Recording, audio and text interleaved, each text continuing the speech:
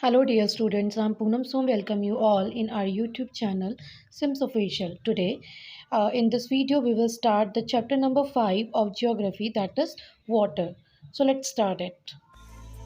Hello dear all, welcome to our channel Smart Indian Model School. Smart Indian Model School present Smart Indian EduFun classes. EduFun online classes include course studies of playgroup to class 12, emotional and communication skills, happiness classes and DIY activities. Hello, dear students. I'm back with the new topic, that is tides. So, we'll start from here.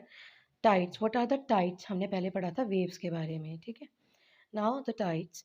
Tides means क्या होता है कि हिंदी में अगर आपने सुना होगा कि ज्वार भाटा, ठीक है, लाइक दैट, कि मतलब कभी कभी क्या होता है ओशन में एकदम से मूवमेंट होता है अचानक से, कभी कभी नहीं, मतलब दिन में 2 बार, ठीक है। तो एकदम से अचानक से मूवमेंट होता है और उसकी वजह से जो वेव्स बनती हैं या एकदम से जो साउंड या पानी का उछाल बनता है उसे टाइड कहा जाता है, ठीक है। The rhythmic rise and fall of ocean water twice in a day is called a tide. तो क्या कहलाता है टाइड? आप यहाँ से लाइन ये अंडरलाइन कर लेंगे। द रिदमिक राइज यानी कि रिदम, एक रिदम में यानी कि एक सीक्वेंस में उठता हुआ और गिरता हुआ वो ओशन वाटर का पानी, पानी जो ओशन का जो पानी है वो रिदमिक वे में उठता है और गिरता है, ठीक है। 2 बार दिन में ऐसा होता है, that is called the tide. It is high tide when water covers much of the shore by rising to its highest level. It is low tide when water falls to its lowest level and reduces from the shore. अगर suppose जो पानी का जो movement है या जो उसका force है, अगर वो उठता हुआ, ठीक है, उठता हुआ शोर तक चला जाता है यानी कि किनारे तक चला जाता है, काफ़ी तेज़ी से जाता हुआ वापस आता है, ठीक है, तो उसे ये उसका हाईएस्ट लेवल होता है और इट इज़ लो टाइड, इसे हाई टाइड कहा जाता है, ठीक है, जब पानी बहुत तेज़ी से उठकर शोर तक किनारे तक जाता है और फिर वापस आ जाता है। लहरें क्या होती हैं, वेव्स क्या होती हैं, वो धीरे धीरे मूव करती हैं और कभी अगर हवा तेज़ चल रही होती है तो उसके साथ तेज़ी से मूव करती हैं। तो टाइड में क्या होता है कि जो एकदम से तेज़ से उठता है तो जो किनारे तक भिगोकर या वापस आ जाता है, दैट इज़ हाई टाइड, ठीक है। और इट इज़ लो टाइड, ये लो टाइड कहलाती है जब water falls into the it's lowest level, जो वाटर है वो अपने लोएस्ट लेवल पर रिड्यूस होता है शोर से, यानी कि वो ज़्यादा दूर तक, शोर के किनारे ज़्यादा दूर तक नहीं पहुंच पाता। So this is called the low level of the tide. It means low tide. Now the next. The strong gravitational pull exerted by the sun and the moon on the earth's surface causes the tides.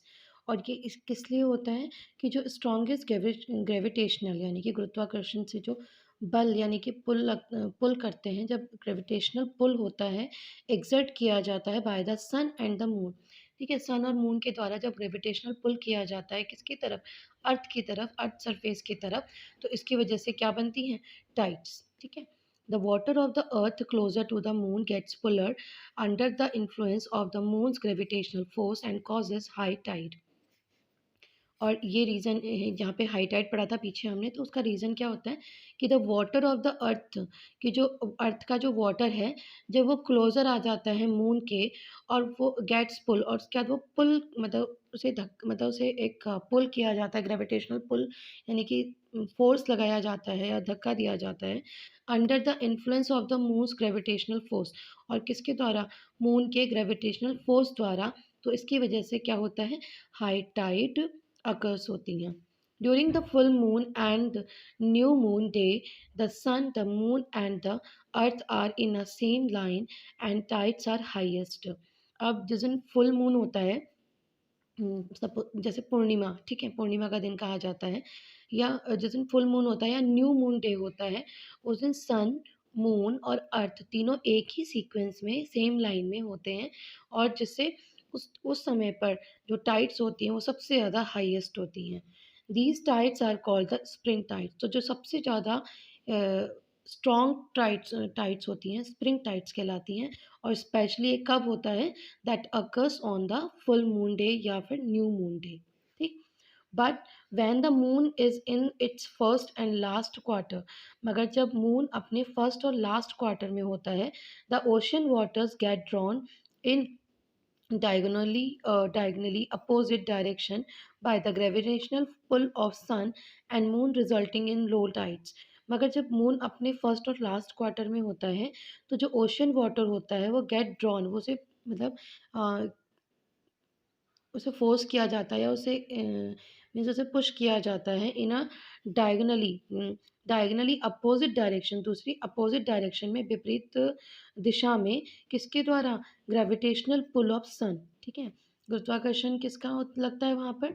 सन का। And moon resulting in low tides, और जो इस तरह से जो moon sun और moon दोनों का ही ग्रेविटेशनल पुल लगता है, जिसकी वजह से क्या हो जाता है कि लो टाइड्स होती हैं। दीज टाइड्स आर कॉल्ड नीप टाइड्स, और ये ऐसी जो टाइड्स होती हैं वो क्या कहलाती हैं? नीप टाइड्स कहलाती हैं। अब हम ना यहाँ पर एक बार डायग्राम देखेंगे, ठीक है? नीप टाइड मतलब देखिए, सन, अर्थ, मून, ठीक है? अब मून का क्या है? मून फर्स्ट और लास्ट क्वार्टर में है, तो उसका इतना ज़्यादा फोर्स नहीं है, मगर सन का फोर्स है, ठीक है? तो यहाँ क्या है कि अर्थ को दोनों ही तरफ से ग्रेविटेशनल पुल मिल रहा है, ठीक है? सन और मून की तरफ से। तो क्या होता है? नीप टाइड, यानी कि हाई टाइड बन जाता है। फिर आता है आपका स्प्रिंग टाइड। स्प्रिंग टाइड मतलब कि अर्थ, मून और सन, ये तीनों एक ही सीक्वेंस में आ गए, ठीक है? और जहाँ पर मून क्या है? फुल है, ठीक? या न्यू है। तो यहाँ क्या होता है, जब तीनों एक ही सीक्वेंस में आ जाते हैं, तो that cause for the spring tide, और this is also called the king tides, ठीक है? नेक्स्ट है आपका कि जब मून अर्थ सेंटर में आ जाती है, वो दोनों तरफ ही इतना पुल कर रही होती है, तब भी अगर तीनों एक ही साथ आ जाते हैं, तो सपोज अगर अर्थ बीच में है और वो दोनों तरफ अपना ग्रेविटेशनल पुल लगा रही है, तो क्या होगा? तब भी स्प्रिंग टाइड ही बनेगा, ठीक है? स्प्रिंग या किंग टाइड जनरेट होता है, ठीक। But when the moon is in the first, sorry, high tides help in navigation. High tides किस में हेल्प करती है? नेविगेशन में। नेविगेशन मतलब जो हम समुद्री यात्रा कर रहे होते हैं। They raise the water level close to the shore, क्योंकि वो जो वाटर का लेवल है, रेज वो वाटर को उठाती है, रेज करती है वाटर लेवल को, और शोर तक ले जाती है, किनारे तक ले जाती है। This helps the ship to arrive at the harbour more easily, और इस तरह से शिप को एक हेल्प मिल जाती है हार्बर तक पहुंचने में, आसानी से वो हार्बर तक पहुंच जाता है। The high tides also help in fishing. High tides में क्या होता है? काफ़ी हेल्पफुल होती है फिशिंग के लिए, ठीक है? ये आपके ना बेटा 1 मार्क्स के क्वेश्चन बन जाते हैं कि भाई हाई टाइड्स किस में हेल्प करती है, तो दैट इज़ फिशिंग। और जो हाई टाइड्स हैं उनकी वजह से क्या होता है? वो भी नेविगेशन में भी हेल्प करती हैं। Many more fish come closer to the shore during the high tide. अब जब पानी का फोर्स मतलब शोर की तरफ होता है, सपोज ये शोर है, किनारा है, ठीक है? अगर पानी यहाँ तक आता है, तो क्या होता है? उसके बहाव के साथ साथ जो फिशेज़ हैं वो भी शोर तक आ जाती हैं, ठीक? और इसलिए फिशिंग ईजी हो जाती है। Uh, this enable fishermen to get a plentiful catch, and the rise and fall of water due to tides is being used to generate electricity in some places। तो इसी तरह से जो फिशरमैन है उनके लिए वो काफ़ी प्लेंटीफुल यानी कि लाभदायक या फिर बहुत ज़्यादा यूज़फुल हो जाता है, और बहुत ईज़ी हो जाता है अधिक मात्रा में। प्लेंटी मीन्स होता है अधिक मात्रा में, ठीक है? ज़्यादा से ज़्यादा मात्रा में वो फिशेस को कैच कर पाते हैं। The rise and fall of water due to the tides. अब जो वाटर का राइज और फॉल होता है, यानी कि उठना और गिरना, किसकी वजह से? टाइड्स की वजह से। Is being used to generate electricity in some places. तो कुछ जगहों पर उसके इस फॉल और राइज से ही इलेक्ट्रिसिटी जनरेट की जाती है। ओशियन करेंट्स, ठीक है? Ocean currents are stream. Ocean current क्या होते हैं? Ocean currents are streams of water flowing constantly on the ocean surface in definite direction, ठीक। ओशन करेंट्स क्या होते हैं, वो स्ट्रीम्स होती हैं वाटर की स्ट्रीम्स होती हैं जो फ्लो करती हैं कॉन्स्टेंटली ऑन द